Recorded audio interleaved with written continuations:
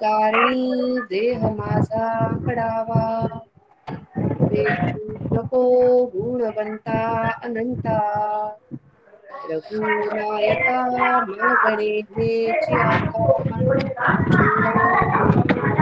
जय जय रघुवीर समर्थ. सर्व अभ्यासार्थींना एक निवेदन आहे, कृपया आपले माईक आणि कॅमेरा बंद करा.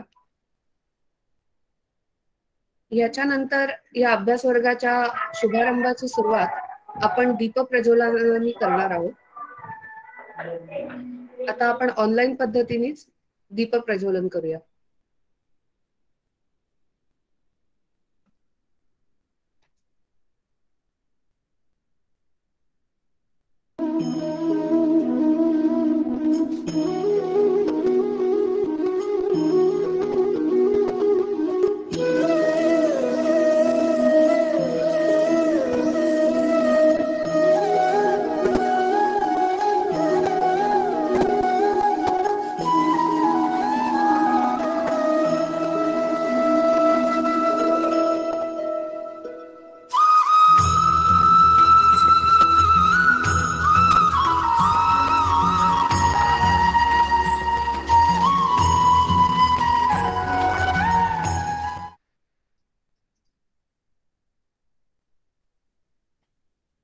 यानंतर आपण समर्थांच्या प्रतिमेचं सांकेतिक पूजन करूया.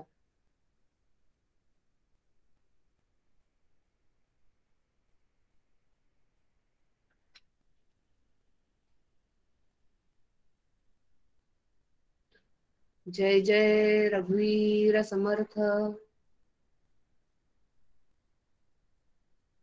मी आता गणेश दादांना विनंती करीन की त्यांनी प्रास्ताविकाला सुरुवात करावी.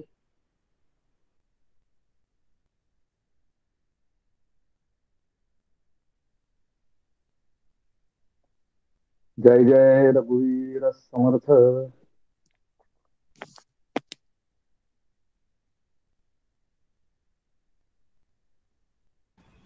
सर्वप्रथम या समर्थांच्या प्रस्थानत्रयी अभ्यास वर्गाच्या आजच्या पहिल्या सत्रामध्ये मी सर्वांचं स्वागत करतो.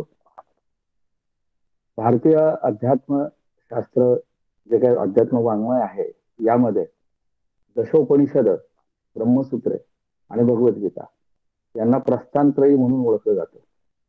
वारकरी संप्रदायामध्ये ज्ञानदेवांचा हरिपाठ, ज्ञानेश्वरी व अमृतानुभव हे ज्ञानदेवांचे 3 ग्रंथ ज्ञानदेवांची प्रस्थानत्रयी म्हणून ओळखले जातात. समर्थ संप्रदायामध्ये मनाचे श्लोक, दासबोध आणि आत्मारा हे 3 ग्रंथ समर्थांची प्रस्थानत्रयी म्हणून ओळखले जातात.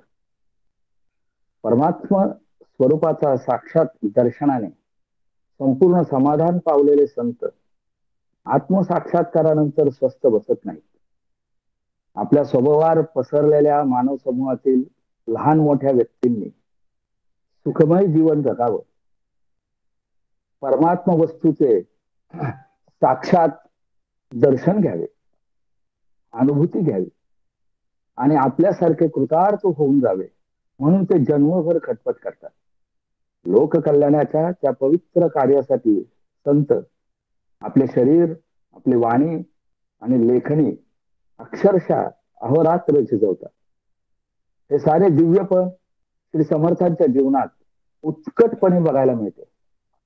अनेक वर्ष तपश्चर्या केल्यावर श्री समर्थांना आत्मसाक्षात्कार झाला. साक्षात्कार झाल्यावर ते आध्यात्मिक नेतेपदावर आरूढ झाले. त्यानंतर त्यांनी अत्यंत शास्त्रशुद्ध पद्धतीने श्रमप्रधान लोकसंग्रह आरंभला. लोकांमध्ये समूह भावना निर्माण करण्यासाठी त्यांनी कितीतरी मठ, महंत निर्माण केले.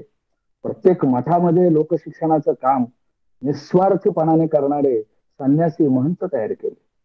त्या सगळ्या महंतांचे महंत म्हणून श्री समर्थांचा व्याप अफाट होता.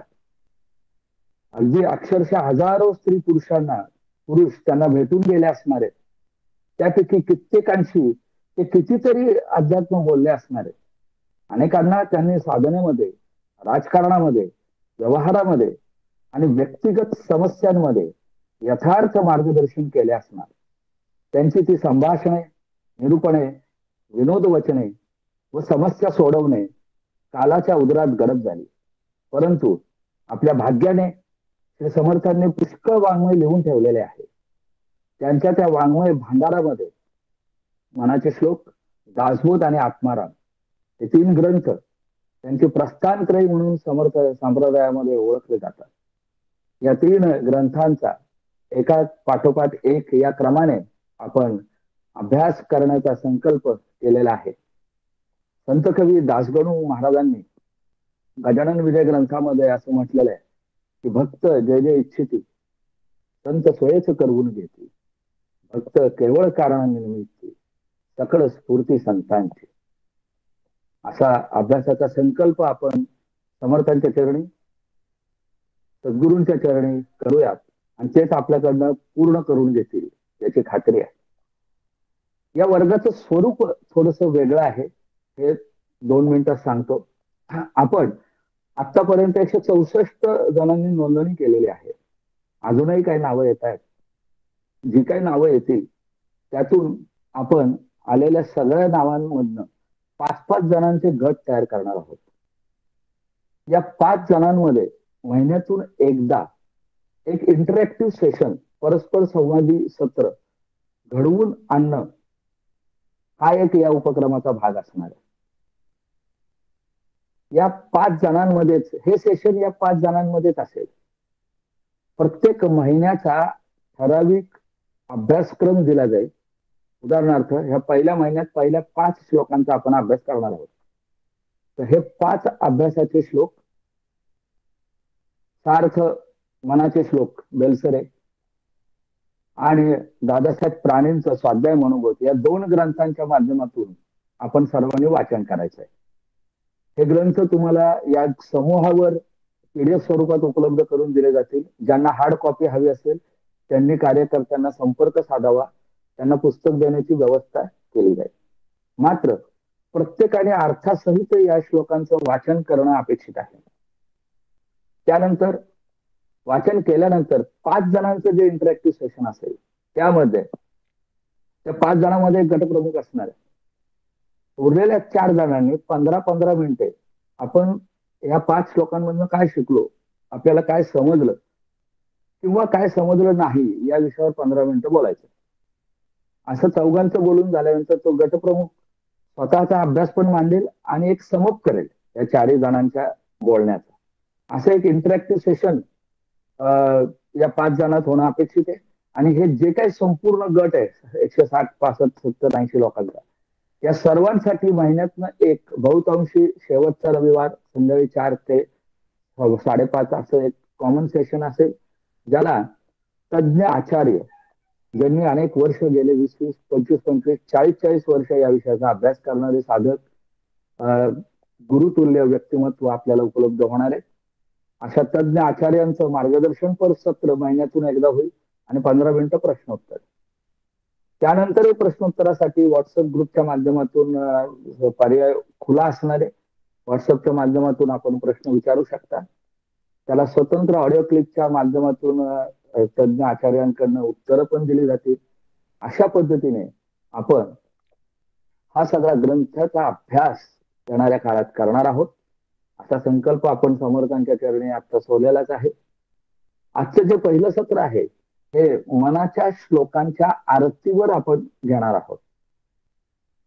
मी या आरतीमध्ये हे नेमकं मनाच्या श्लोकांमध्ये काय दिलेलं आहे, मनाच्या श्लोकांचं सामर्थ्य काय आहे आणि याच्या अभ्यासाने आपल्याला काय मिळणार आहे हे फार सुंदर मांडलेलं आहे. त्यामुळे पहिल्या उद्घाटनाच्या सत्रासाठी आपण समर्थांच्या आरतीवर विवेचन ऐकणार आहोत. आज ज्या आपल्याला विवेचन करणार आहेत त्यांची ओळख आपण थोड्याच वेळात करून घेणार आहोत. यानंतर आपण ही जी आरती आहे ही बऱ्याच जणांनी ऐकलेली नसते.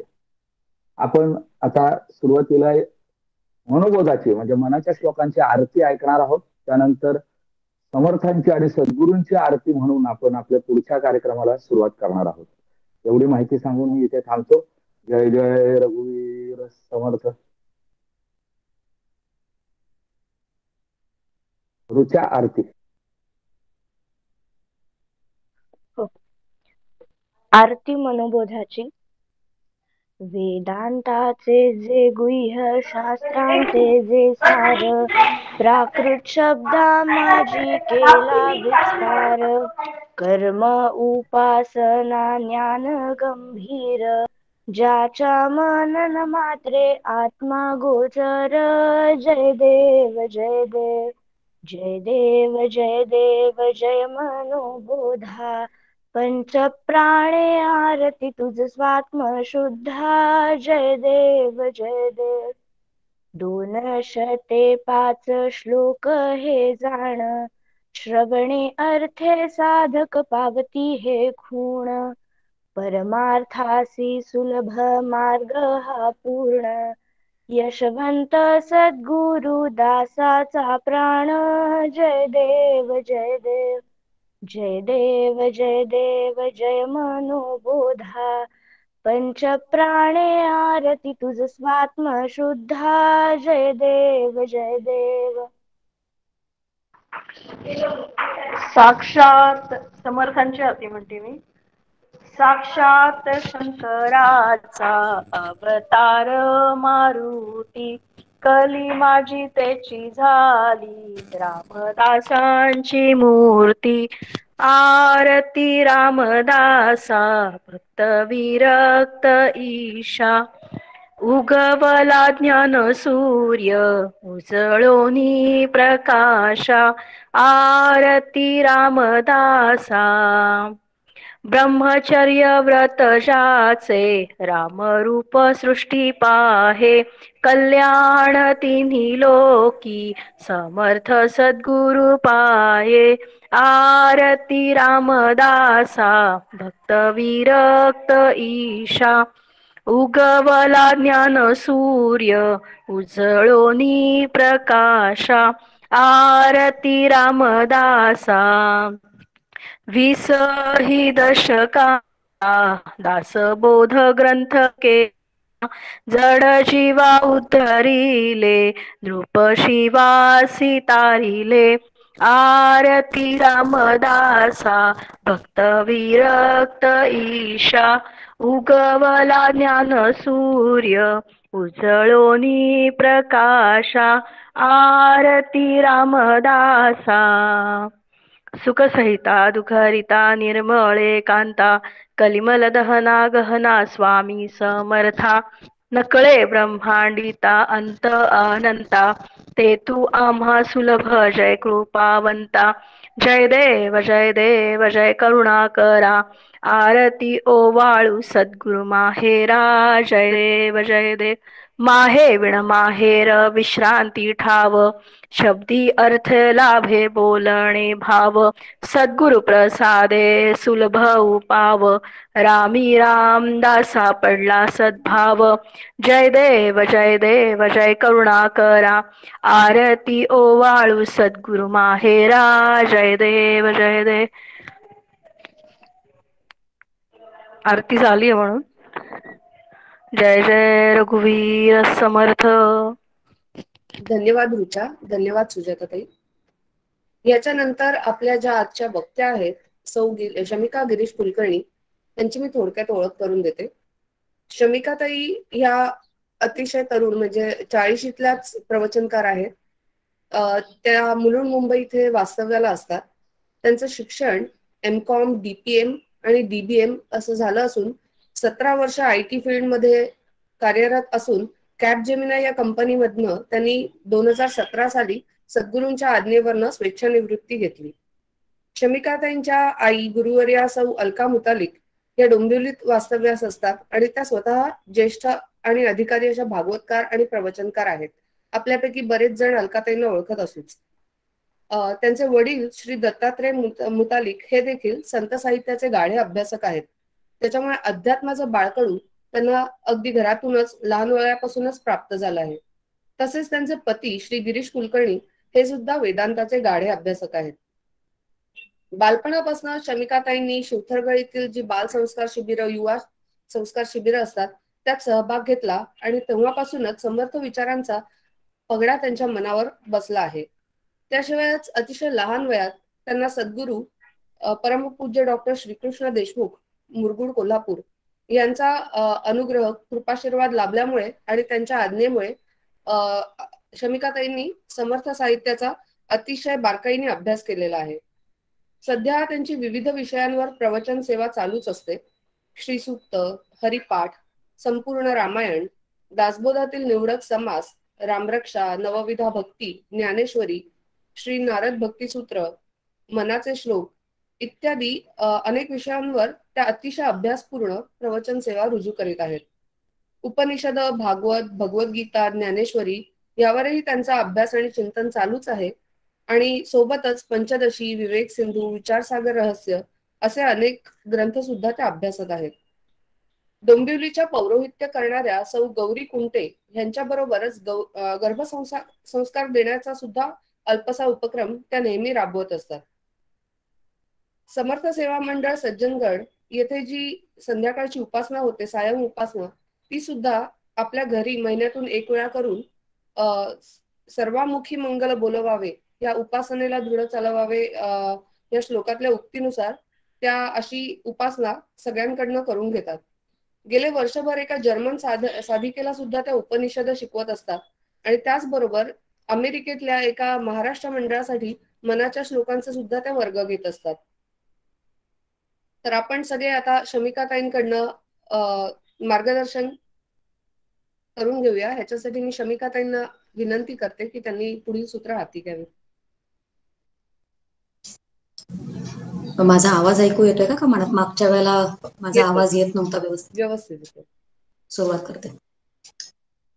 नमो आदिबोधात्मरूपा परेशा, नमो हंस नारायणा निर्जरेशा, नमो ब्रह्मदेवा वशिष्ठा श्रीरामा, नमो मारुती रामदासाभिरामा. जय जय रघुवीर समर्थ. श्री गणेशाला वंदन करते, सद्गुरूंना वंदन करते, प्रभू श्री रामरायाला वंदन करते, हनुमंताला वंदन करते, समर्थांना वंदन करते आणि श्रोते तुम्ही जगदीशाच्या मूर्ती म्हणून तुम्हा सगळ्यांना वंदन करते आणि तुम्हा सगळ्यांचं कौतुक करते. कारण आपण सगळे जे जमलेलो आहोत ते एका अभ्यासक्रमाच्या सुरुवातीसाठी जमलेलो आहोत. नवीन अभ्यास सगळ्यांना सुरू करायचा आहे आणि कौतुक करायचं आहे ते अशा मंडळांचं किंवा अशा पद्धतीचं आयोजन जे करतात त्यांचं. कारण बऱ्याच वेळा काय होतं की प्रवचनांचं आयोजन केलेलं असतं एखाद्या ग्रंथावर, पण हे प्रवचन सत्र नसून किंवा हे प्रवचनमाला नसून हे अभ्यास सत्र आहे आणि आपण छोटे छोटे गट करून त्याच्यामध्ये अभ्यास करणार आहोत. म्हणजे कोणीतरी एकच बोलतंय आणि आपण ऐकतोय असं काही होणार नाहीये. आणि अशा अभ्यासाच्या पद्धतीची आम्हाला सवय आहे गेली 8 वर्ष. आणि असं मला वाटतं की जे काही मी 4 शब्द इथे बोलू शकणार आहे ते सगळं या छोट्या छोट्या गटांमधनं जे अभ्यास केलेला आहे, म्हणजे आमच्या ज्या पद्धतीने आम्ही अभ्यास करत असू आणि जे आम्हाला आचार्य असत ते संकल्पना जर आमच्या चुकल्या तर मग आमच्या चुका काढणं ही तर खूप लांबची गोष्ट आहे. म्हणजे संकल्पना चुकत असतील तर त्या आम्हाला दाखवल्याच जायच्या. पण जर आम्ही बोलताना एखादं वाक्य जरी चुकीचं मांडलं किंवा एका वाक्यप्रचार किंवा काय वाक्य चुकीचं मांडलं तरी पण ती चूक धरली जायची आणि तेव्हा ते इतकं अवघड वाटायचं. पण आज कळतं आहे की छोट्या छोट्या चुका काढल्यामुळे किंवा हे असं नाही, हे असंच असलं पाहिजे असं सगळ्या पद्धतीने चर्चा केल्यामुळे हळूहळू आपल्या समजुती ज्या आहेत की संतांना काय सांगायचं आहे किंवा शास्त्राला आपल्याला काय शिकवायचं आहे ते आपल्याला हळूहळू कळायला लागतं. कारण बऱ्याच वेळा काय होतं की आपण जे काही वाचत असतो आणि जे काही कानावर पडत असतं ते डॉक्टर काका म्हणतात तसं आपल्या अंतःकरणाची फरशी असते आणि ते पाणी घातलं त्याच्यामधनं की ते पुढे निघून जातं. जर का ती माती असेल भुसभुशीत तर ते आतमध्ये खेचण्याची त्याच्यामध्ये क्षमता असते. मग आपल्या सगळ्यांचा हा अभ्यासक्रम काय करणार आहे तर आपलं अंतःकरण जे आहे ते मातीसारखं भुसभुशीत करणार आहे की जे काही आपल्याला आपण चर्चा करणार आहोत किंवा आपण स्वतःलाच शिकवणार आहोत किंवा एखादं कोणीतरी तज्ज्ञ जे असतं जे जाणतात ते महिन्यातनं एकदा भेटणार आहेत किंवा आपणच पुढाकार घ्यायचा आणि छोट्या छोट्या गटांमध्ये अभ्यास पूर्ण येऊन बोलायचं. त्याच्यामध्ये आपलं हित असतं. कारण नुसतं ऐकणं आणि आता बोलायचंय म्हणल्यानंतर आपण वाचून येणं याच्यामध्ये खूप फरक आहे. तर सगळ्यांना अतिशय मनापासून विनंती आहे की अशा अभ्यासक्रमांचा पुरेपूर उपयोग करून घ्यायचा आपण. आणि मग संतांना काय सांगायचं. आज जो विषय दिलेला गेलेला आहे अभ्यासाचा चिंतनाचा तो आहे आरती, मनोबोधाची आरती. आता मनोबोधाची आरती आपल्याला नवीन असेल पण आपल्याला आरती म्हणजे काय हे तरी निश्चित माहिती असतं का? कारण मगाशी जो उल्लेख केला की आपलं लक्षच नसतं, आपण पटपट पटपट पटपट पुढे जात असतो मग आपण थोडंसं थांबावं आणि सगळ्या आपल्या संस्कृतीला किंवा आपल्या शास्त्राला जे आपल्याला शिकवणं आहे ते किती सुंदर आहे आपल्याला कळतं. प्रास्ताविक जास्त करत नाही, खरं म्हणजे प्रस्थानत्रयींचा अभ्यास खूप मोठा संकल्प आहे बरं का. आणि आता जसा गणेशदादांनी उल्लेख केला की समर्थांच्या वाङ्मयाकडे बघितलं तर आपल्याला अवाक व्हायला होतं की कसं एखाद्या संतांनी इतकं वाङ्मय तयार करून ठेवलेलं आहे. आणि त्याच्यामधनं आता प्रस्थानत्रयी बघायचं आपण जरी पाहिलं तरी ते खूप आहे. म्हणजे फक्त दासबोध म्हटलं तर 7,551 त्याच्यामध्ये ओव्या आहेत. म्हणजे फक्त दासबोध अभ्यास करायचा म्हटलं तर ते केवढं मोठं आहे हो. आणि परत त्याच्या अगोदर आपण मनाचे श्लोक घेणार आहोत आणि त्याच्यानंतर आत्मारामासारखा ग्रंथ आहे. आणि ही प्रस्थानत्रयी आपण समर्थांची म्हणतोय. बघा, प्रस्थानत्रयी शब्दाचा अर्थ आपल्याला कळतोय, तरी पण आता प्रस्थानत्रयीचा वर्ग सुरुवात होतो आहे, म्हणून थोडक्यात त्याच्या अर्थाकडे पाहूया की प्रस्थानत्रयी म्हणजे काय. तर प्रस्थान करणं, कुठून तरी कुठेतरी जाणं. आता आपल्या सगळ्यांचे बरीच नावं मला आता अभ्यास वर्गात दिसत आहेत आणि ती त्याच्यापैकी बरीच नावं ही नवीन नाही आहेत. आपले सगळ्यांचे कान हळूहळू आपल्या लॉकडाऊनने कृपाच केलेली आहे की आपल्या कानांवर संस्कार होत गेले, योग्य पद्धतीचे संस्कार झालेले आहेत. म्हणून प्रस्थानत्रयींचा अर्थ आपल्याला कळतोय. पण उजळणी म्हणून आपण बघूया की प्रस्थान करणं मग कुठून कुठपर्यंत. तर अंधारातून उजेडापर्यंत. म्हणजे काय, तर देहबुद्धीकडून आत्मबुद्धीपर्यंत. म्हणजेच काय, तर अज्ञानातून ज्ञानापर्यंत. हा सगळा प्रवास म्हणजे इथून तिथे. आता आपल्याला देहबुद्धी आहे, मी देह आहे आणि हे जग खरं आहे असं वाटतंय आणि संतांना हे बरोबर सांगायचं नाहीये. मग अगदी डायरेक्टली जर संतांनी सांगितलं, जे समर्थांना सांगायचं असेल की अगा जे झालेच नाही, हे जग झालंच नाहीये, अजातवादी आहेत समर्थ स्वतः, आणि आपल्याला जर सांगितलं की हे जग झालं नाही, तर आपल्याला ते पटणार आहे का हो. कारण आपल्याला जन्मल्यापासून मरेपर्यंत, सकाळी उठल्यापासून झोपेपर्यंत हे जग अनुभवायला येत आहे. मग हे झालंच नाही, हे सगळं खोट आहे, खोटं नको म्हणूया, मिथ्या म्हणूया, तर हे पटणार कसं. मग ते पटण्यासाठी शास्त्राने एक घडी मांडून दिलेली आहे आणि त्या त्या पद्धतीने जर आपण गेलो तर आपल्याला त्याचा फायदा होतो. म्हणजे आपण काय करावं हे पण आपल्याला डोकं चालवायचं नाहीये. शास्त्राची कृपा आहे आपल्यावर की कशा पद्धतीने अभ्यास करा. कारण प्रस्थानत्रयी मधला पहिला ग्रंथ जो असतो प्रस्थानत्रयी, म्हणजे प्रस्थान करायचंय तर त्रयी म्हणजे 3 ग्रंथ. तर पहिला ग्रंथ मन आपल्याला श्रवण करायला शिकवतो. आधी ऐका तरी की मी देह नाही, हे जग खोटं आहे, असे संस्कार तर कानावर झाले पाहिजेत. तर आधी श्रवण, आणि पुढचा ग्रंथ जो आहे तो जे श्रवण केलेलं आहे त्याचं मनन करायचं. बघा, आपण सगळेजण आत्ताचं सत्र ऐकणार आणि सत्र संपल्यानंतर परत ये रे माझ्या मागल्या प्रपंच चालू, आणि जे काही ऐकलं आहे ते आपल्या मनात रेंगाळतच नाही. आणि ते रेंगाळण्यासाठी मला असं वाटतं की अभ्यासक्रम वगैरे आपण जे सुरुवात केलेले आहेत त्याचा खूप फायदा होतो की आपण त्याच विचारांमध्ये राहतो. मनन, पुढचा ग्रंथ जो आहे तो आपल्याला मनन करायला शिकवतो. आणि त्याच्या शेवटचा जो ग्रंथ आहे तो निदिध्यासन, ध्यास. आता ज्याचा आपण अभ्यास करतोय त्याचा ध्यास लागल्याशिवाय काम होत नाही. सहज होईल तेव्हा होईल म्हटलं तर ते कधीच होत नसतं.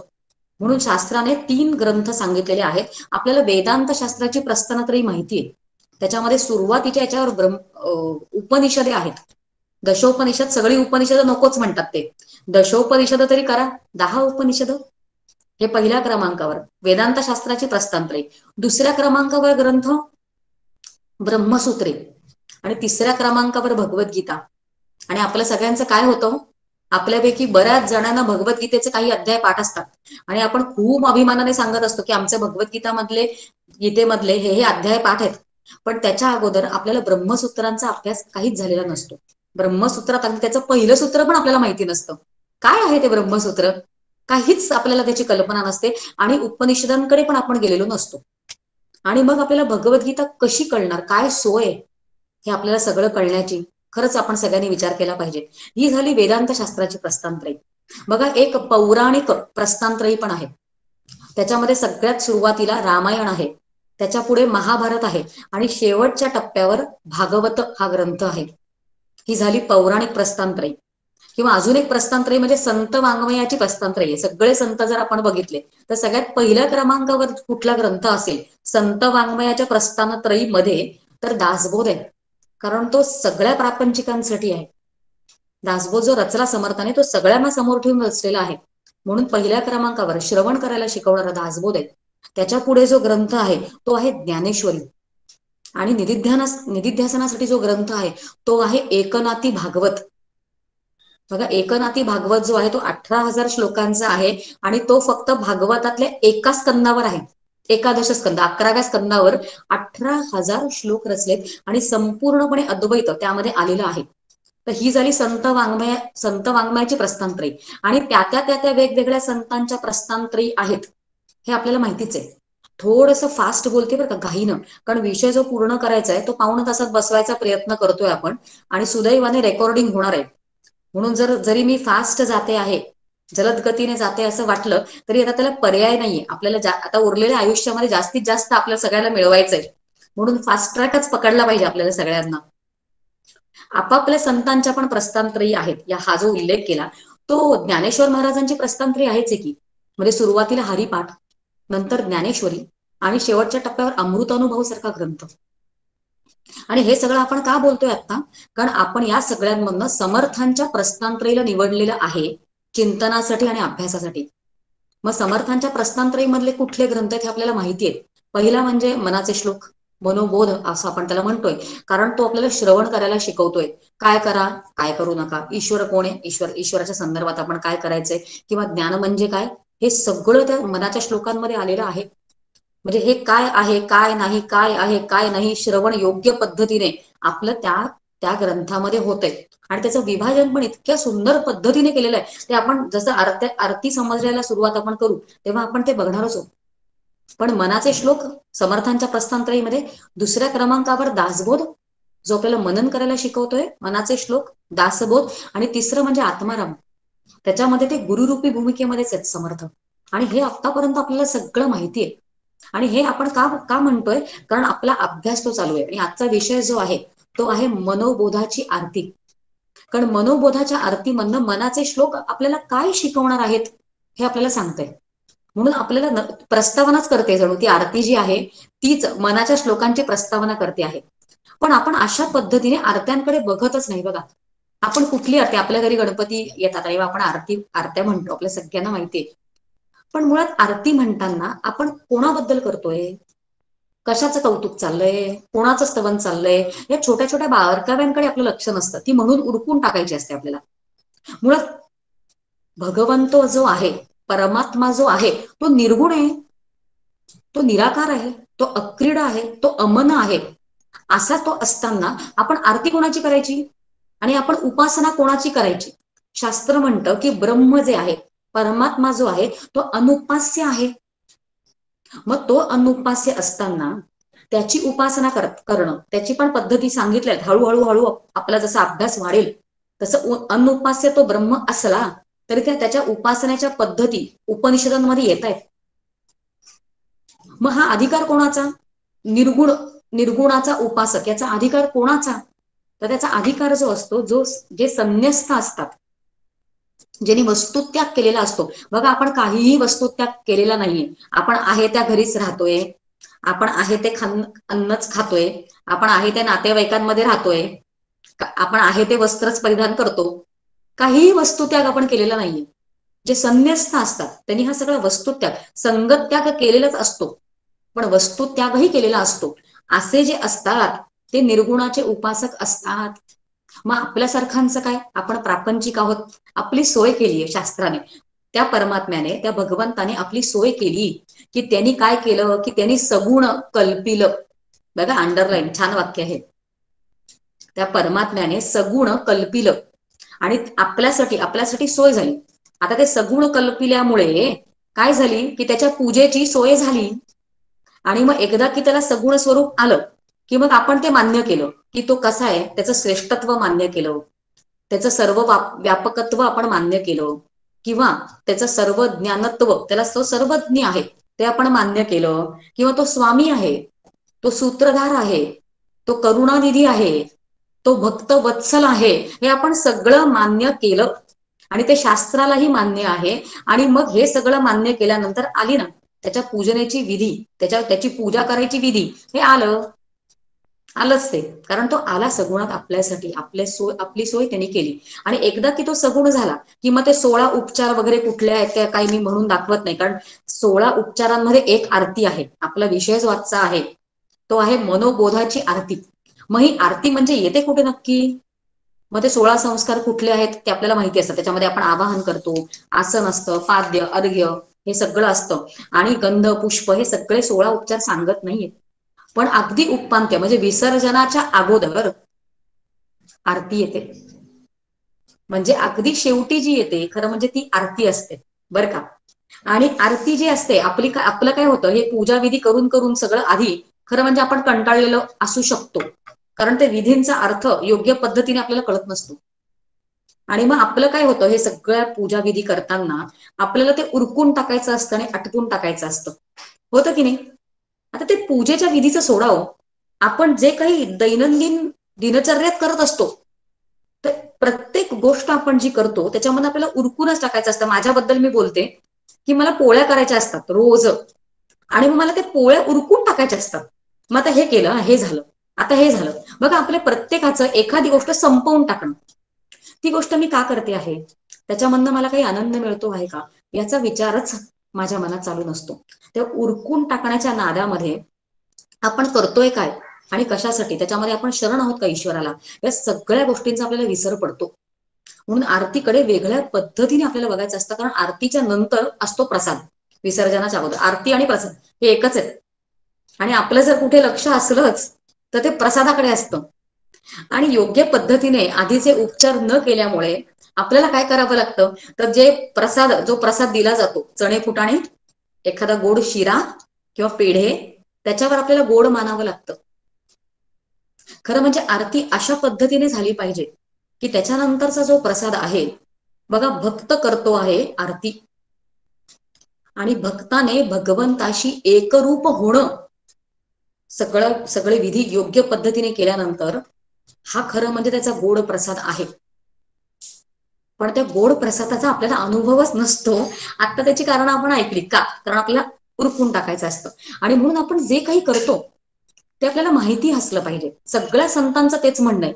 आणि आपण आता आधार घेतलेला जो आहे तो समर्थांच्या वाङ्मयाचा घेतोय सुरुवातीला, आणि समर्थांचंच सांगणं. समर्थ म्हणतात न जाणता कोटीवरी, एका मागोमाग एक कोटी गोष्टी करत बसलो आपण. पूजाच केली, उपासच केला, आज हीच घरी पूजा घातली, नैमित्तिक काहीतरी गोष्टी एखादी पूजा अर्चा केली, आणि त्याच्या मागचं तत्वज्ञान काय आहे ते जाणून नाही घेतलं, तर समर्थ म्हणतात न जाणता कोटीवरी, साधने केली परोपरी, तरी तो मोक्षाचा अधिकारी होणार नाही सर्वथा. अजून काय कान उघडणी करायची आपली समर्थांनी. समर्थ अजून एका ठिकाणी म्हणतात समजले आणि वर्तले. समर्थच शिकवतात समजून उमजून करा, तुम्ही जे काही करता आहात ते. आरतीबद्दल विचार चाललाय, मनोबोधाच्या आरतीकडे जाऊया. समजले आणि वर्तले तेची भाग्य पुरुष झाले, या वेगळे उरले. समर्थांनी एक नामविधान आपल्याला एक हे दिलेलं आहे की आपण कोण आहोत, तर करंटे जन, करंट म्हटलंय समर्थांनी आपल्याला.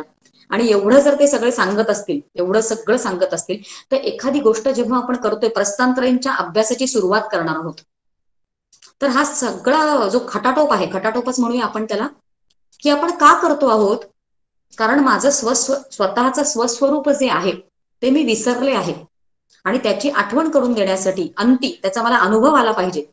आणि त्याचा अनुभव येण्यासाठी की मीच जे आहे, जीवो ब्रह्मैव नापरः, मीच तो परमात्मा आहे, ज्याची आरती मी करतो आहे, ज्याचा अभ्यास मी करतो आहे, तर ते कळण्यासाठी हे सगळं आपण करतो आहोत. म्हणून सगळा अभ्यास जो आहे तो जाणून करायचा असतो. आरती शब्दांच्या अर्थाकडे बघूया, मनोबोधाच्या आरतीकडे आपण जातोय. आरती शब्दाचे अर्थ, एक अर्थ जो आहे तो आपल्या सगळ्यांना माहिती असतो, आणि तो म्हणजे आर्त स्वरात किंवा आर्त भावनेने, तळमळीने जेव्हा आपण आपल्या उपास्य देवताला साद घालतो, उपास्य देवताला हाक मारतो, आणि जेव्हा ती हाक मारताना अष्टसात्विक भावांचं उद्दीपन होतं, त्याला आरती असं म्हणतात. हे आपल्याला माहिती आहे. म्हणजे हा अर्थ आपल्याला माहितीच आहे की आरती म्हणजे आर्त स्वरात भगवंताला हाक मारणं, हा अर्थ आहेच आहे. पण अजून एक दोन अर्थांकडे बघूया बरं का, किती सुंदर. हा परमपूज्य डॉक्टर काकांनी आरती भावदर्शन म्हणून एक ग्रंथ प्रकाशित आहे त्यांचा, त्याच्यामध्ये त्यांनी काय सुंदर सांगितलंय बघा. त्यांनी सांगितलंय आरती म्हणजे आ अधिक रती, मग आ म्हणजे काय, तर आ म्हणजे पर्यंत आणि रती म्हणजे प्रेम. आणि डॉक्टर काकांनी इतकं सुंदर सांगितलं की आपण एका मागोमाग एक आरत्या म्हणत बसतो, त्याच्या अर्थांकडे अजिबात पाहत नाही आणि मग त्याचा उपयोगच होत नाही. न जाणता कोटीवरी कोटी आरती केल्या, एकावर एक कोटी, तरी त्याचा उपयोग होणार नाही, कारण मी ते जाणत नाहीये. म्हणून त्यांनी इतकं सुंदर सांगितलंय की नुसत्या एका मागोमाग आरत्या म्हणण्यापेक्षा प्रेम आहे तोपर्यंत ते म्हणावं, मग त्याचा होणारा उपयोग आपल्याला होत असतो. किती सुंदर अर्थ आहे. आणि आ म्हणजे पर्यंत आणि रती म्हणजे प्रेम असा अर्थ जरी घेतला तरी आपण अजून एक सुंदर अर्थ लावू शकतो त्याचा, तो म्हणजे प्रेम निर्माण होईपर्यंत.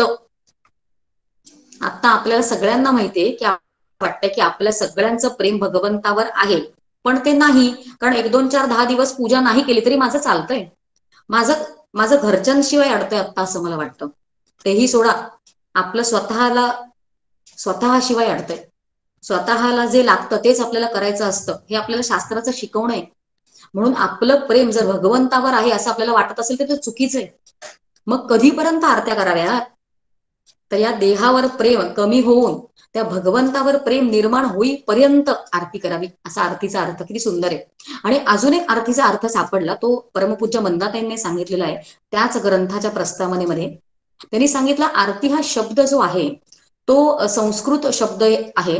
म्हणजे आरती शब्दाची व्युत्पत्ती कशापासून निर्माण झाली आहे, कुठल्या शब्दाने, तर संस्कृतमध्ये आरात्रिक नावाचा एक शब्द आहे, त्या शब्दामधनं आरती हा शब्द निर्माण झाला. आणि आरात्रिक कसं समजून घ्यायचं आपण, बघा पूर्वीच्या काळी आपण अर्थ समजून घ्यायचा प्रयत्न करतोय बघा. पूर्वीच्या काळी जी मंदिरं होती ती दगडी असायची आणि मूर्ती जी असायची त्याचा गाभारा त्या आत गाभाऱ्यात असायची, म्हणजे आतपर्यंत जावं लागायचं. आणि दिवसा जरी गेलो तरी गाभाऱ्यात अंधार असायचा असतो. मला आठवतं शिवतरगळी जवळ आम्ही जे खालती मंदिरात जातो तिकडे दिवसा जरी गेलो, अगदी दुपारी 4 वाजता जरी गेलो तरी आतमध्ये दर्शन घेता येत नाही, दिवसा पण अंधार. प्रत्येकाने हा अनुभव घेतला असेल. मग आपल्याला काय करावं लागतं की त्या मंदिरातले जे पुजारी असतात त्यांना आपल्याला विनंती करावी लागते की त्यांनी कुठला तरी एखादा दिवा लावावा. हल्ली मोबाईलमध्ये दिवे असतात ते सोडा, आपण ऑन करतो फ्लॅश लाईट्स.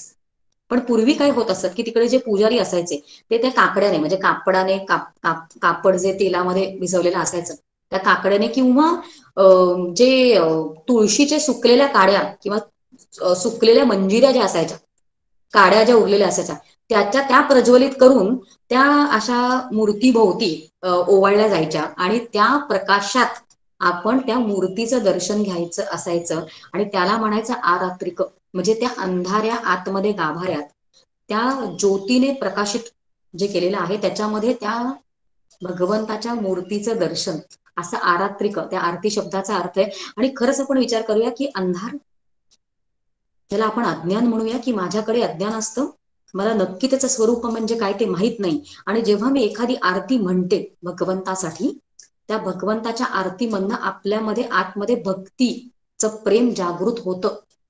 म्हणजे त्या भक्तीची ज्योत प्रज्वलित आपण करतोय, आपण अज्ञानी भक्तीची ज्योत प्रज्वलित करतोय आणि त्या उजेडामध्ये आपण भगवंत म्हणजे स्वतःच्या स्वस्वरूपाचं दर्शन घेतो आहे. असं आपण आरात्रिक हा जो शब्द आहे तो आपण समजून घेऊ शकतो. म्हणजे आरतीमध्ये काय सामर्थ्य आहे बघा. आता आपण जे आरती बघणार आहोत, फक्त आरतीकडे लक्ष दिलं तर आतमधलं जे स्वतःचं स्वस्वरूप आहे ते प्रज्वलित करून दाखवण्याचं सामर्थ्य जर कशामध्ये असेल तर ते आरतीमध्ये असतं. आणि मग आपल्याला गॅप कळतो की आपण कुठल्या पद्धतीने आरती म्हणत असतो आणि काय सांगतायत भगवंत. आरतीची सुरुवात करूया आणि ते परत फास्ट घ्यावं लागणार आहे, कारण पुढचे 10 मिनिटं दिसत आहेत मला फक्त घड्याळात. आरती जी आहे ती आता किती छान सुंदर ऊर्जाने म्हणून दाखवली. ती आरती परत घेते. वेदांचे जे गुह्य, शास्त्राचे जे सार, बघा आपल्याला सगळ्यांचे कान तयार आहेत अर्थ काय सांगायचे की वेदांचं गुह्य जे आहे आणि शास्त्राचं सार जे आहे ते आपल्या हातामध्ये जणू समर्थांनी या मनाच्या श्लोकांमध्ये काढून दिलेलं आहे. कारण मनाच्या श्लोकांची ती आरती आहे. कसे आहेत मनाचे श्लोक, तर ते वेदांमधलं जे गुह्य ज्ञान आहे. गुह्य म्हणजे काय हो, बघा ज्ञानेश्वरीमध्ये 9वा अध्याय जो आहे त्याचं नाव काय आहे, राजगुह्य, राजविद्या, हो की नाही, राजविद्या राजगुह्य योग असं त्याचं नाव आहे. मग गुह्य म्हणजे काय, गुह्य म्हणजे असं काही लपून ठेवलेलं, झाकून ठेवलेलं, बांधून ठेवलेलं, आपल्याला दिसणार नाही म्हणजे गुह्य असं असतं का. इतका सुंदर गुह्य या शब्दाचा अर्थ आहे तो म्हणजे ते उघड आहे. ब्रह्म सगळीकडे उघड आहे, ब्रह्माशिवाय काहीच वेगळं नाही, तरी पण मला ब्रह्म न दिसता मला ते जगत दिसतं. म्हणून समोर असून पण ते जे झाकल्यासारखं आहे त्याला गुह्य असं म्हणतात. बघा आम्हाला बायकांना छान सगळ्यांचा अनुभव आहे की एखादी बांगडी पाहिली की आमचं सोन्याकडे लक्षच जात नाही, आम्ही बांगडी आपल्याला आकारच दिसतो. तसं आहे ते, म्हणजे आहे सोनं आणि दिसते बांगडी, तसं आहे ब्रह्म आणि दिसतं जगत. उघड ब्रह्म असून पण अज्ञानामुळे वेगळा भ्रम होतो. खरं म्हणजे तेच आहे, त्याचा अर्थ आहे गुह्य. आणि हे गुह्य जे आहे की बाबा हे सगळं सगुण नसून सगुणतेची निर्गुण आणि निर्गुणतेची सगुण, हे जे सांगणं आहे, हे जे सार आहे, हे सगळं आपल्याला मनाच्या श्लोकांच्या, फक्त मनाच्या श्लोकांच्या 205 याच्या अभ्यासामधून मिळणार असं ते म्हणतात. आणि पुढे म्हटलेलं आहे की प्राकृत शब्दा माझी केला विस्तार. काय सुंदर सांगणे हो. हा सगळं हे सार जे आहे, समर्थ एका ठिकाणी म्हणतात की नाना साधनांचा उदार हा रोकडा ब्रह्म साक्षात्कार, वेदशास्त्री जे सार ते अनुभवासी. की ब्रह्म साक्षात्कार म्हणजेच सार, त्याचा अनुभव घेणं हे म्हणजे त्याचं सार आहे. आणि ते सार जे आहे ते आपल्याला मनाचे श्लोक काढून आपल्या समोर देत आहेत. मग त्याचं ग्रहण का बरं आपण करू नये. दुसऱ्या चरणामध्ये ते म्हणतात की प्राकृत शब्दा माझी केला विस्तार. किती अनन्य कृपा आहे आपल्यावर या संतांची की त्यांनी हे सगळं जे वाङ्मय आहे, शास्त्राचं जे शिकवणं आहे वेदांचं, या देववाणीवरनं, ती संस्कृत वाणी जी आहे ती आपल्याला कळत नाही, त्या वाणीमधनं त्यांनी प्राकृत भाषेमध्ये आणलं. म्हणजे त्या संतांनी वेगवेगळ्या प्रदेशामध्ये वेगवेगळे संत निर्माण झाले. आता मध्य प्रदेशमधले संत निर्माण झाले असतील, तुलसीदासांसारखे संत निर्माण झालेले आहेत, सूरदासांसारखे संत निर्माण झालेत. त्यांनी त्या भाषेमध्ये त्यांचं वाङ्मय झालं की निर्माण. एकनाथ महाराजांनी जेव्हा ते सगळं, आपल्याला नाही चरित्र घ्यायचं, पण या सगळ्या संतांना ते प्राकृत भाषेमध्ये आणलं, म्हणून त्यांना बाकीच्या लोकांनी अवहेलना त्यांची केलेलीच आहे. पण संत ही कळवळ्याची जाती, कधी ती लाभावी ना प्रीती. ते सगळं संत वाङ्मय जे आहे ते असं संस्कृतमध्येच देववाणीमध्येच ठेवलं असतं तर आपल्यासारख्यांसाठी ते उघडं कसं झालं असतं. समर्थ बघा एका ठिकाणी दासबोधामध्येच समर्थ म्हणतात प्राकृत भाषेत जे वाङ्मय तयार झालं त्याच्याबद्दल समर्थ काय म्हणतात बघा. ते एके ठिकाणी म्हणतात तैसी प्राकृती अद्वैत. म्हणजे प्राकृत भाषेत जरी असलं तरी ते अद्वैतच असतं, कारण त्यांना तेच सांगायचंय. काय सुंदर सांगितलंय, तैसी प्रकृती अद्वैत सुगम आणि सप्रचित, अध्यात्म लाभे अकस्मात तरी अवश्य घ्यावे. मग तिकडे आपण अडमुटेपणा करू नये की हे मराठीमध्ये आहे ना, हे नको बाई मला. बघा आत्ता पण असं आत्ता होतं का, आपल्या डोक्यात असा विचार यायला की हा आत्ता असं होत असेल का, कारण इतकं सुलभ इतकं सोपं आता आपल्याला मिळतंय. आपल्या काही लोकांमध्ये पण तुम्ही विचार करा की जे कोण भगवद्गीतेचा अभ्यास करतात त्यांच्यामध्ये थोडासा आतमध्ये अहमपणा असतोच. म्हणजे आम्ही म्हणजे संस्कृत, आम्ही भगवद्गीतेचा अभ्यास करतो. बघा सगळ्यांनी आज पडून पहा, भेटलेत का तुम्हाला सगळ्यांना असे लोक असतात. आतमध्ये कुठली तरी एक अहंता अहम असतो की आम्ही भगवद्गीतेचा अभ्यास करतो कारण ते संस्कृत, आणि मग बाकी सगळं वाङ्मय जे मराठीमध्ये ते त्यांना साधं वाटायला लागतं. पण आपल्याला कळत नाही की हे सगळं सार जे आहे ते प्राकृत भाषेत संतांनी सोपं करून आपल्या समोर आणलेलं आहे. आणि मग समर्थांसारखे संत म्हणतात की अध्यात्म लाभे अकस्मात तरी अवश्य घ्यावे. त्यांना असं बोलावं लागलं कारण त्याची गरज होती. अजून एका ठिकाणी समर्थ म्हणतात ते प्राकृत म्हणू नये जेथे ज्ञानाचा उपाय, मूर्खासी हे कळो काय नारिकेळ तैसे. की मूर्खांना हे कळत नाही, कारण ते मरकट जे असतं, माकड जे असतं ते नारळाची करवंटी घेऊन बघतं आणि ते फेकून टाकतं, पण त्याच्या आतमध्ये मऊसूत मलई आहे किंवा गोड पाणी आहे हे त्याला कळत नसतं. तर तसं आपलं होऊ नये. हे सगळं मराठीमध्ये इतकं सोपं. बघा आपल्या बऱ्याच जणांना मनाचे श्लोक पाठ आहेत आणि ते पाठ असल्यामुळे ते सोपे वाटतात, आणि सोपे असल्यामुळे त्यांच्या अर्थांकडेच आपण दुर्लक्ष करतो. हे काय सोपं आहे, पण 1 वर्षात का काय आपण तुम्ही जे काही वेळ ठरवलेला आहे त्याच्यामधनं आपल्याला समर्थ काय सांगतायत आपण अवाक व्हायला होतं. ते आरतीमध्ये जे पुढे सांगितले की आपल्याला हा एक ग्रंथ पूर्णत्वास नेण्यास पुरेसा आहे. किती मोठं आश्वासन या आरतीमध्ये दिलेलं आहे. प्राकृत ग्रंथाबद्दल मुकुंदराज, आम्ही आता सध्या विवेक सिंधूचा अभ्यास पण करतोय, त्याच्यामध्ये मुकुंदराज जे ज्ञानेश्वरांच्या आधी झाले त्यांना पण हेच सांगावं लागलं होतं. ते असं म्हणतायत की जरी रुईची झाडी भरती मधाची या कावडी, तरी हिंडावयाची आडपाडी का पडो द्यावी. की रुईच्या झाडावर, रुईचं झाड बुटकस असतं आणि सारखे ठिकठिकाणी असतात, तर त्याच्या झाडावर मधाची पोळी लागली तर नाही, ते मधाचं झाड जे आहे ना ते उंचच पाहिजे, ते जंगलातच पाहिजे, त्या आड रानात जावंच कशाला. जर का सहज परमार्थ आपल्याला मिळत असेल साध्या आपल्याला माहितीच्या भाषेत, तर का घेऊ नयेत.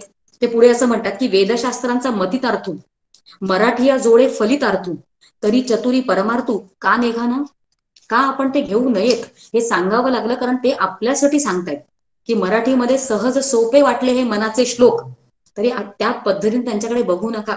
आपल्याला खूप मोठं गव्हाड मिळतंय. अशाच पद्धतीने आपण त्या मनाच्या श्लोकांकडे बघायचं आहे. त्याचं पुढचं चरण आहे की कर्म उपासना ज्ञान गंभीर. मी परत 3 चरण वाचते, कारण आपल्या समोर जर नसतील तर वेदांचे जे गुह्य, शास्त्रांचे जे सार, प्राकृत शब्द माझी केला विस्तार, आतापर्यंत आपण एवढं बघितलं. त्याच्या पुढे कर्म उपासना ज्ञान गंभीर, ज्याच्या मनन मात्रे आत्मा गोचर. कर्म उपासना ज्ञान गंभीर हे सांगण्याची गरज नाहीये, कारण मनाच्या श्लोकांकडे एका वेगळीच्या ठिकाणी आपण अभ्यास झालेला आहे आपला. आणि आपण जर मनाच्या श्लोकांचा अभ्यास मनाच्या श्लोकांकडे पाहिलं तर आपल्याला हे कळतं की पहिल्यापासून एक मनाचा श्लोक तो जो आहे तो समर्थांनी मंगलाचरण केलेला आहे. पहिला मनाचा श्लोक तुम्ही अभ्यास सुरू करणारच आहात, हे तुम्हाला सगळं माहिती असणारच आहे. पण जेव्हा समर्थ कर्म उपासना ज्ञान गंभीर असं जेव्हा म्हणतायत, तेव्हा समर्थांच्या आरतीबद्दल असं लिहिलेलं गेलेलं आहे, तेव्हा त्यांना हे सांगायचं आहे की पहिला श्लोक मंगलाचरणाचा आहे आणि दुसऱ्यापासून 66व्या श्लोकांपर्यंत कर्मपर आहेत की कर्म कसं करा, काय करा आणि काय करू नका. आणि मग त्याच्यामध्ये आपल्याला सांगितलं जातं की नको रे मना क्रोध हा खेदकारी, नको रे मना काम नाना विकारी, असं करू नका, असं करा, हे सांगितलं जातं. म्हणून 2 पासून 66 पर्यंत मनाच्या श्लोकांमध्ये कर्मपर श्लोक आहेत आणि 66 पासून 135व्या पर्यंत उपासनेपर आहेत. आणि उपासना आलं तिकडे म्हणजे ईश्वर आला. मग ईश्वराच्या त्याला शरण गेलं पाहिजे, त्याची आज्ञा ऐकली पाहिजे, मग त्याचं श्रेष्ठत्व मान्य केलं पाहिजे, त्याचं कौतुक केलं पाहिजे. मग तेव्हाच्या श्लोकांमध्ये आहा ज्या नरा राम विश्वास नाही, तया पामरा बाधिजे सर्व काही, हे अशा पद्धतीचे सगळे श्लोक येतात. म्हणजे उपासनेपर श्लोक आणि 135 बर का, आणि 136व्या पासून 201 पर्यंत जे आहेत ते ज्ञानपर आहेत. आणि आपण जेव्हा वाचायला लागतो आपल्याला बरोबर डिफरन्स कळायला लागतो की कशी भाषा बदलतीये समर्थांची. बघा ज्ञानपर सांगताना समर्थ, कारण ज्ञानपर म्हणजे ते ब्रह्म, त्याचं कौतुक चाललंय, किंवा राम म्हणजेच ब्रह्म, अशा पद्धतीने ते सगळे श्लोक येतात. आणि तिकडे समर्थ असं म्हणतात की कळे आकळे रूप ते ज्ञान होता, तेथे आटली सर्व साक्षी अवस्था. बदलली की नाही भाषा. म्हणजे मनाचे श्लोक कर्म उपासना ज्ञान गंभीर असं का म्हणतात ते समर्थांच्या आरतीमध्ये, की हे सगळं इकडे गंभीररित्या अतिशय खोल सगळा विचार हे इथे आलेला आहे. आणि शेवटच्या चरणामध्ये की ज्याच्या श्रवण मात्रे आत्मा गोचर, फक्त श्रवण केल्यानंतर आपल्याला तो आत्मा मिळाला पाहिजे, एवढा आहे का आपला अधिकार. फक्त श्रवणा मनन आणि निदिध्यासन, पुढचे 2 ग्रंथांची गरजच नाही. आपल्याला श्रवण केलं, मनन केलं, निदिध्यासन केलं, हे सगळे ग्रंथ केले तरी अजून काही आपल्याला गोचर होत नसतं, काही मिळत नसतं. म्हणजे ज्याचा अधिकार उत्तम आहे, जेव्हा सद्गुरू सांगतात की ते तूच आहेस, फक्त श्रवण. तुकाराम महाराजांनी सांगितलेलं आहे की काना वचनाची या भेटी, या अभंगामध्ये ते असं म्हणतात की तुका म्हणे कानी ऐकली मात, काय सुंदर आहे, तुका म्हणे कानी ऐकली मात, तोची झाला घात जीवपण. फक्त ऐकलं, फक्त श्रवण, जेव्हा सद्गुरूंच्या मुखातनं हे येतं की ते तूच आहेस, तर आपल्याला तो साक्षात्कार, तो अनुभव झाला पाहिजे. आणि तसं होत नाही. खरं काय आहे ते सांगून ठेवलेलं आहे की त्याच्या श्रवण मात्रे आत्मा गोचर, फक्त श्रवण कशाचं, मनाच्या श्लोकांचं. आणि ते होत नाही, म्हणून आपल्यासारखे आपण उत्तम अधिकारी नसल्यामुळे मग ते पुढचे ग्रंथ अभ्यासाचे, आणि ते फक्त अभ्यासाचे नाही तर योग्य पद्धतीने समजून घ्यायचे, हे सगळं आलंच. आणि पुढे असं ध्रुवपदामध्ये आरती असं म्हणते आहे की जयदेव जयदेव जय मनोबोधा, पंचप्राणी आरती तुझं आत्मशुद्धा. 5 प्राण कुठले ते आपल्याला माहिती आहेत, त्याचा जय जयकार केलेला आहे या ग्रंथाचा. कारण ग्रंथांचा जय जयकार पण आपण करतो, आपण वेगवेगळ्या गोष्टींचा जय जयकार करतो. बघा आरतीमध्ये आपण साधूंचा करतो, आपण संतांचा करतो, आपण सज्जनांचा करतो, आपण सद्गुरूंचा करतो, आपण वेगवेगळ्या देव देवतांचा करतो. आपल्याकडे तर सगळ्यालाच देवत्व दिलेलं असतं. आपण पर्वतांच्या आरत्या करतो, आपण नद्यांच्या आरत्या करतो, आपण ग्रंथांच्या आरत्या करतो. आणि नुसतं ग्रंथांकडे ग्रंथ म्हणून बघत नाही कधीच, आपण ग्रंथाला आपण देवत्वच दिलेलं असतं. आपण जेव्हा भागवताची आरती करतो तेव्हा जय हो जय श्री भागवता, आरती करू तुझी भगवंता, म्हणजे त्या भागवत ग्रंथाला भगवंतच म्हणतोय. तर अशाच पद्धतीने हाच भाव ठेवून आपण मनाच्या श्लोकांचा अभ्यास करायचा आहे. हे आपल्याला ती आरती शिकवते की पाचही प्राण म्हणजे प्राण, अपान, समान याचे वेगवेगळ्या जागा आहेत, पण त्या पाचही प्राणांमध्ये आपण जेव्हा ती आरती प्रज्वलित करतो आणि त्या प्रज्वलित केलेल्या ज्योतीमध्ये आपण काय बघतोय तर स्वात्मशुद्ध, की माझा स्वतःचा शुद्ध आत्मस्वरूप माझ्या समोर येतंय, ते प्रगट होतंय. असं ती आरती आपल्याला मनोबोधाचं कौतुक करताना, स्तवन करताना म्हणते. हे झालं पहिलं कडवं, आहे माझं लक्ष घड्याळाकडे. दुसऱ्या कडव्याकडे जाऊया, कारण दुसरं कडवं आपण थोडक्यात घ्यायचा प्रयत्न करूया. 205 श्लोक हे जाणं म्हणजे 205 श्लोक आहेत असं ही आरती सांगतेय. आणि पुढे असं म्हणते की श्रवणे अर्थे साधक पाविती हे खूण. आता ही खूण म्हणजे कुठली खूण? मग खूण याचा अर्थ काय? खूण म्हणजे एखादी गोष्ट दाखवणं, अंगुली निर्देश करून दाखवणं. म्हणजे आपण जेव्हा हरिपाठ म्हणतो तेव्हा आपण असं म्हणतो की त्या भगवंताने जणू हातावर करतळी आवळा तैसा हरी, म्हणजे कराच्या तळावर जर आवळा ठेवला आणि दाखवला हा आवळा, तर आपल्याला किती व्यवस्थित तो दिसतो. तसं इतकं शुद्ध पद्धतीने, सरळ पद्धतीने आपल्याला ते ब्रह्मतत्व दिसतं, अनुभवायला येतं. ही खूण.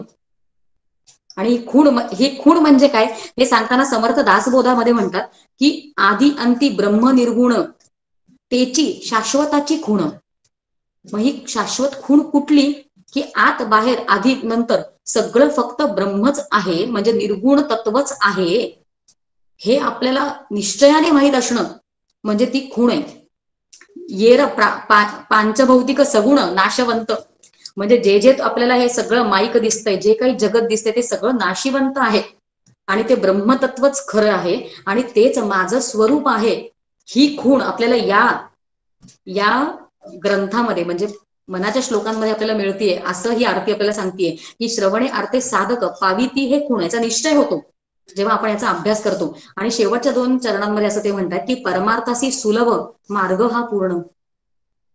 किती सोपं करावं आपल्यासाठी, ते इतकं सोपं केलंय की याच्यामध्ये एवढा अर्थ, गर्भित अर्थ आहे, याच्याकडे दुर्लक्ष होतंय. म्हणजे जे काही खरं म्हणजे सोपं संतांनी करून ठेवलेलं आहे त्याच्याकडे आपण दुर्लक्ष करतोय.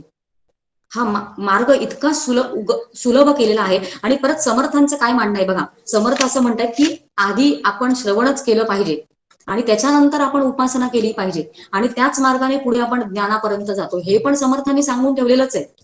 म्हणून तो इतका सुगम मार्ग केलेला आहे, तो इतका सोपा आहे, त्याचा अर्थ कळत नाही पण त्याचा फायदा आपण करून घ्यायचा आहे आणि तो पूर्णत्वास नेणारा मार्ग आहे. आणि शेवटी सांगितले की यशवंत सद्गुरु दासाचा प्राण.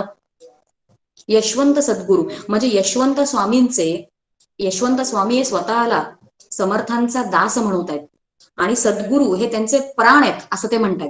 कारण पंचप्राणांनी त्यांना, आपल्या सद्गुरूंना आणि या ज्यांच्या सद्गुरूंकडनं मनाचे श्लोक निर्माण झाले त्यांची आरती त्यांना करायची आहे. आता हे यशवंत म्हणजे कोण हो? म्हणजे आपल्याला माहिती, आपण कोणाची आरती वाचतो आहे जेव्हा संपूर्णपणे आपल्याला कळते तेव्हा त्याचा होणारा फायदा आपल्याला होत असतो.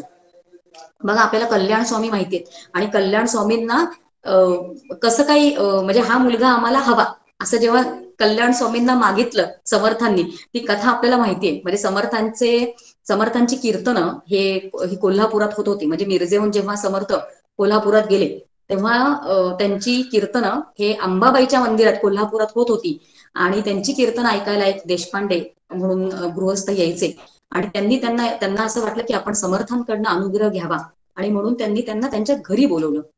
आणि घरी आल्यानंतर एक समोर चुणचुणीत असा 10 वर्षाचा मुलगा त्यांना वाढण्यासाठी मदत करत होता. जी काही कामं पडतात ती पटपट चुणचुणीतपणे करत होता. आपल्याला हे सगळ्यांना माहिती आहे कल्याण स्वामींबद्दल. आणि मग कल्याण स्वामींनी हा कोण आहे असं विचारलं, एखादा श्लोक म्हणून दाखवायला सांगितला, एका मागोमाग एक सवाया म्हणून घेतल्या. आपल्याला परीक्षा कशी घेतली कल्याण स्वामींची हे आपल्याला माहित आहे.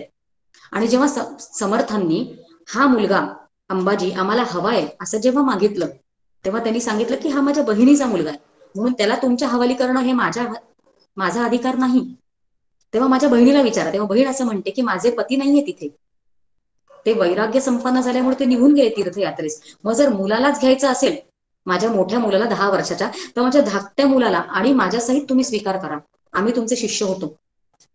आणि म्हणून आपल्याला हे माहिती आहे बऱ्याच जणांना. आणि कल्याण स्वामी आणि त्यांचे धाकटे भाऊ म्हणजे दत्तात्रय स्वामी, या दोघांचीही मुंज समर्थांनी लावलेली आहे.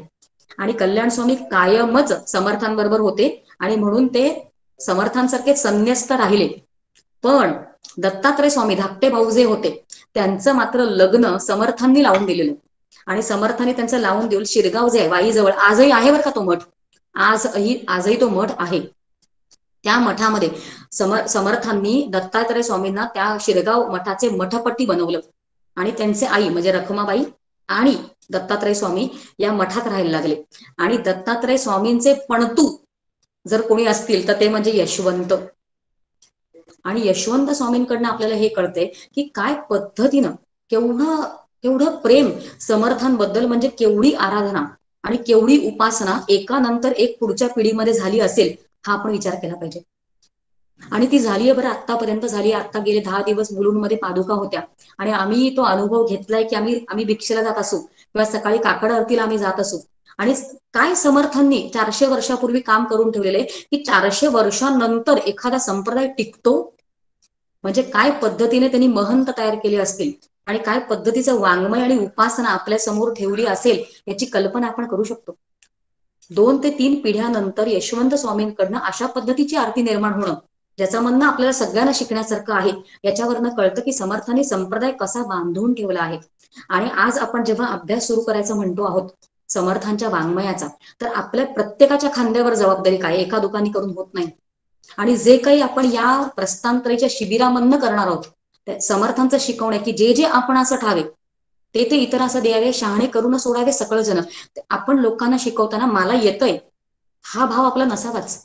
पण समर्थांचं जे काही शिकवणं आहे ते जर मला थोडं येत असेल तर मी ते पर्यंत पोहोचवणं, त्यांच्या कृपेने ते मला बोलता येतंय, हे आपल्या प्रत्येकाची जबाबदारी आहे असं मला वाटतं.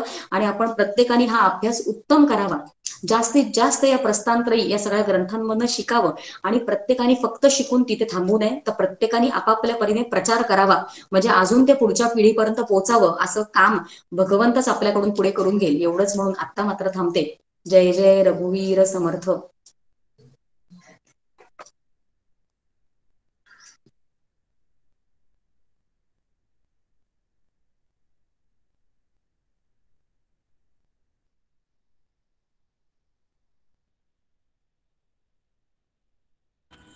गणेश दादा.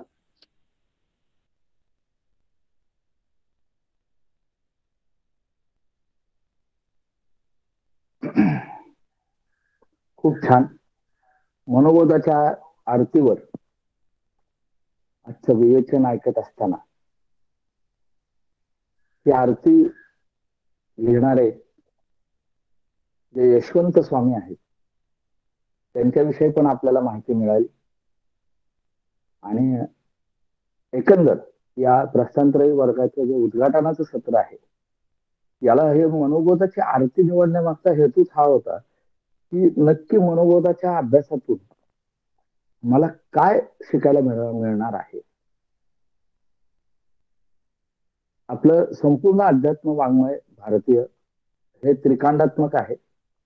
कर्म, उपासना आणि ज्ञान हे 3 प्रमुख विभाग आपल्या संपूर्ण वाङ्मयाचे होतात. कर्म कसं करावं, उपासना कशी करावी आणि ज्ञान म्हणजे काय, या 3 गोष्टी बरोबरीनं आपण जर शास्त्रशुद्ध पद्धतीने समजून घेतल्या तरच खरा परमार्थ साध्य होऊ शकतो. अन्यथा परमार्थाच्या नावाखाली आपण जे काही करत असतो त्या गोष्टीला कितपत महत्व आहे, कितपत मर्यादा आहेत हे समजून घेणं फार गरजेचं आहे. आणि खूप छान सुरुवात आज शमिकाताईंनी आपल्याला वेळात वेळ काढून आजच्या या सेशनसाठी त्यांनी वेळ दिला. शमिकाताईंचं शेड्यूल फार बिझी असतं. परदेशातल्या लोकांसाठी मनाच्या श्लोकांचा, पंचदशीचा, विवेक सिंधूचा, भागवत ग्रंथाचा अभ्यास अहोरात्र, म्हणजे मी जर म्हटलं तर ते अतिशयोक्ती ठरणार नाही की 24 तासातल्या 14-15 तास या अभ्यास करत असतात. आणि त्यातून रोजचं कमीत कमी 2.5-3 तासाचं विवेचन असतं. या सगळ्या मधून जी काही सेवा आणि जे काही तप त्यांचं चाललेलं आहे त्यातनं वेळ काढून आपल्याला त्यांनी आज मार्गदर्शन केलं. आपल्या या प्रस्थानत्रयी अभ्यास वर्गाच्या पुढच्या काही सत्रांमध्ये सुद्धा त्यांच्या मार्गदर्शनाची गरज भासणार आहे आणि निश्चितच ते आपल्याला वेळ देतील याची मला खात्री आहे. आता थोडक्यात थोडस आभार. आजचा हा जो पहिलं सेशन झालं याच्यात आभार प्रदर्शनाच्या भागामध्ये सर्वप्रथम मी आभार मानू इच्छितो की जो उत्स्फूर्त प्रतिसाद दिलेला आहे आज अखेर म्हणजे आतापर्यंत 164 पेक्षा जास्त साधकांनी नोंदणी केलेली आहे या अभ्यासासाठी. त्या सगळ्यांना मी धन्यवाद देतो. परंतु माझा मागचा पण अनुभव आहे जेवढी नोंदणी होती त्या संख्येने उपस्थिती नसते. आपण ही पण त्यांची अडचण लक्षात घेतलेली आहे की प्रत्येकालाच प्रत्येक सेशनला उपस्थित राहणं शक्य होईल असं नाही. काही ना काही अडचणी असतात. प्रपंचाचा रेटा फार मजबूत असतो आणि व्याप किंवा जबाबदाऱ्या एवढ्या तगड्या असतात की कधी कधी इच्छा असूनही उपस्थित राहता येत नाही. अशा साधकांची गैरसोय होऊ नये म्हणून आपण सर्व सत्रांचे रेकॉर्डिंग सत्र झाल्यानंतर काही तासातच उपलब्ध करून देणार आहोत. हे रेकॉर्डिंग ऐकून आपण आपल्या अभ्यासामध्ये सातत्य ठेवू शकतो. तर सर्वप्रथम या सर्व साधकांचं आभार मानतो. या सत्राला वेळात वेळ काढून शमिकाताईंनी मार्गदर्शन केलं. त्यांचे आभार मानणं त्यांना आवडणार नाही. त्यांच्या ऋणातच आपण राहूयात आणि त्यांना उत्तम अभ्यास करून दाखवूयात असं म्हणेल. संतांचं सद्गुरूंचं आपल्याला आशीर्वाद आहेतच. त्यांचे आभार मानण्यात काय अर्थ नाही. त्यांच्या ऋणातच राहूयात, त्यांच्या सेवेत राहूयात आणि छान अभ्यास करूयात.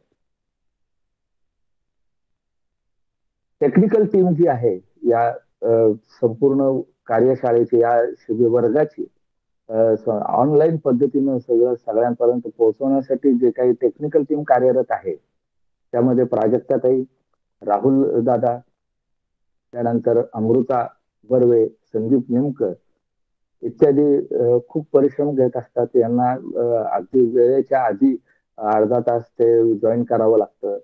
ते सगळं व्यवस्थित चालतंय का नाही हे चेक करावं लागतं. पुन्हा वेळेवर रेकॉर्डिंग करावं लागतं. ते रेकॉर्डिंग व्यवस्थित झालं की नाही हे चेक करून रेकॉर्डिंग सगळ्यांसाठी उपलब्ध करून देणं अशा अनेक जबाबदाऱ्या ही टेक्निकल टीम पार पाडत असते. त्या सगळ्यांचे आभार. हे सगळे नुसतं टेक्निकल सपोर्टर नसून हे अभ्यासक पण आहेत आणि तेवढ्याच तळमळीने अभ्यास पण करत आहेत. सगळ्यांना शुभेच्छा देतो. काही सूचना इथं संपायच्या आधी देतो की या मगाशी सांगितल्याप्रमाणे हा एक आगळा वेगळा वर्ग आहे. या वर्गाचं स्वरूप मी मगाशी सांगितलंच आहे की महिन्यातनं 2 सत्र असणार आहेत. एक सत्र तज्ज्ञ आचार्यांचं मार्गदर्शन पण आणि एक सत्र 5 जणांचे छोटे छोटे गट करून त्या 5 जणांच्या गटामध्ये इंटरॅक्टिव्ह स्वरूपाचं परस्पर संवादी असं सत्र होणार आहे. लवकरच येणाऱ्या आठवड्याभरामध्ये आपण या नोंदणी झालेल्या सर्व साधकांमधून 5-5 चे गट जाहीर करणार आहोत. या गटांमधून आपण प्रत्येक गटात एक गटप्रमुख असणार आहे आणि त्या गटप्रमुखाच्या जबाबदाऱ्या ते सेशन कसं घडवून आणायचं त्या सगळ्या सूचना गटप्रमुखांच्या मार्फत सगळ्यांपर्यंत पोहोचवल्या जातील अशी पद्धत आपण राबवणार आहोत. यासाठी आपण संदर्भ ग्रंथ म्हणून 2 ग्रंथ रिकमेंड करतो आहोत. एक म्हणजे दादासाहेब प्राणी यांचा स्वाध्याय मनोबोध हा स्वतः परमपूज्य डॉक्टर काकांनी रिकमेंड केलेला ग्रंथ आहे की मनाच्या श्लोकांचं शास्त्रशुद्ध विवेचन करणारा हा ग्रंथ आहे. नंबर 2 समर्थ सेवामंडळ सज्जनगड यांनी प्रकाशित केलेला गुरुवर्य के.व्ही. बेलसरे यांचा सार्थ मनाचे श्लोक हे 2 ग्रंथ साधकांनी उपलब्ध करून घ्यावेत. आपण हे दोन्ही ग्रंथ पीडीएफ स्वरूपात ग्रुपवर देण्याचा प्रयत्न करतो आहोत.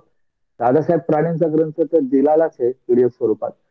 सार्थ मनाचे श्लोक पीडीएफ नाही देता आली तर त्याचे फोटो काढून आपण सुरुवातीला ग्रुपवर देऊयात जेणेकरून सुरुवातीच्या अभ्यासाची सोय होईल. लवकरात लवकर ह्या गटप्रमुखांनी हे जे सार्थ मनाचे श्लोक हे ग्रंथ ज्यांच्याकडे नसतील त्यांनी मिळवण्याचा प्रयत्न करावा. संपर्कासाठी जे काही ताई दादांचे नंबर दिलेत त्यांच्याशी संपर्क साधून हे ग्रंथ मिळवावेत आणि छान अभ्यास करावा. आपल्या संपूर्ण अभ्यासासाठी पुन्हा एकदा सगळ्यांना शुभेच्छा देतो आणि आपल्या सगळ्यांकडनं उत्तम अभ्यास करून घेऊन आपल्याला या अभ्यासाची फलश्रुती प्राप्त व्हावी अशी समर्थांच्या चरणी पुन्हा प्रार्थना करतो आणि आजचं सत्र इथे संपलं असं जाहीर करतो. संदीप दादा शेवटची प्रार्थना घेईल आणि सत्र संपेल. संदीप. भावी पूर्ण कृपा गुरु मजबरी प्रार्थित भावे तुला वारी सर्व अरिष्टने उनलया संमोह जो वाढला अज्ञानांधजनासी मुक्त करुणी शांतीपदी बैसवी विनती हीच असे न मागत तुझे भक्ती तुझी ही हवी सद्गुरुनाथ महाराज की जय जय जय रघुवीर समर्थ रघुवीर समर्थ. जय जय रघुवीर समर्थ. श्रीराम. जय जय जय जय रघुवीर रघुवीर समर्थ. समर्थ. जय